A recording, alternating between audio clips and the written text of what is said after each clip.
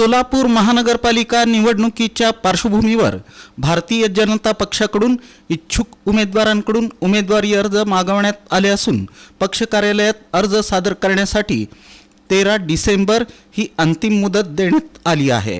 या पार्श्वभूमीवर सोलापूरचे माजी महापौर बंडप्पा मुनाळे यांचे नातू सिद्धेश्वर मुनाळे यांनी प्रभाग क्रमांक 1 आणि 3 मधून निवडणूक लढवण्याची इच्छा व्यक्त करत भारतीय जनता पक्षाकडे इच्छुक उमेदवारी अर्ज दाखल केला।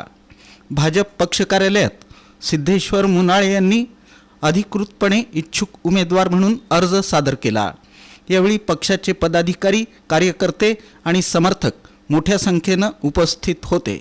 अर्ज दाखल करताना त्यांनी पक्ष संघटनेवर आणि नेतृत्वावर पूर्णपणे विश्वास व्यक्त केला।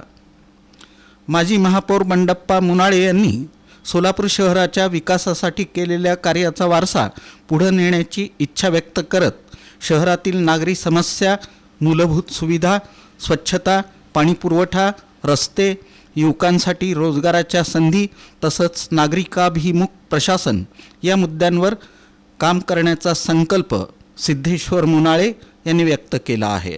भाजपच्या विचारधारेवर विश्वास ठेवून शहराच्या सर्वांगीण विकासासाठी आपण निवडणूक रिंगणात उतरण्यास तयार असल्याचं त्यांनी सांगितलं। जनतेशी थेट संवाद साधत त्यांच्या समस्या समजावून घेऊन त्या सोडवण्यासाठी कटिबद्ध राहणार असल्याचंही त्यांनी स्पष्ट केलं। सोलापूर महापालिका निवडणुकीसाठी भाजपकडून इच्छुक उमेदवारांच्या अर्ज प्रक्रियेला वेग आला असून अनेक प्रभागांमधून नव्या चेहऱ्यांसह अनुभवी कार्यकर्त्यांनी उमेदवारीसाठी अर्ज दाखल केले आहेत।